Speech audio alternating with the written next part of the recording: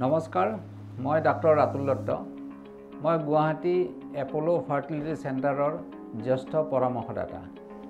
আপোনাৰ বাৰু IVF treatment কৰি IVF ফেইল হৈছে নেকি? বা IUI ট্ৰিটমেণ্টৰ পিছত IUI ফেইল হৈছে নেকি?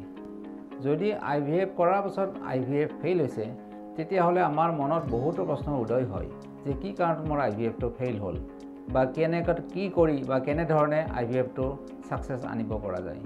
একেদৰে IUI কৰাৰ পিছতো যদি ফেইল হয়, কি কৰিলে বা কেনেধৰণে চিকিৎসা কৰিলে মোৰ IUI চিকিৎসাত ৰিজাল্ট আহিব বা পজিটিভ হ'ব, সেই কথাটো মনলৈ আহে। গতিকে তেনেকুৱা যিসকল দম্পতী সেনেকুৱা সমস্যাত ভুগি আছে, তেওঁলোকৰ বাবে এটা সুখবৰ লৈ আহিছোঁ যে অহা 15 তাৰিখৰ পৰা নৱেম্বৰৰ ভিতৰত এপ'লো ফাৰ্টিলিটি গুৱাহাটীত এটা মেগা কেম্প আয়োজন কৰা হৈছে। তাত আমি বিশেষভাৱে যিসকলে IUIত ফেইলিয়ৰ হৈছে বা IVFত ফেইলিয়ৰ হৈছে, তেওঁলোকক আমি পৰামৰ্শ দিব খুজিছোঁ। তাৰ কাৰণে আপুনি আমাৰ চেণ্টাৰৰ লগত যোগাযোগ কৰিব।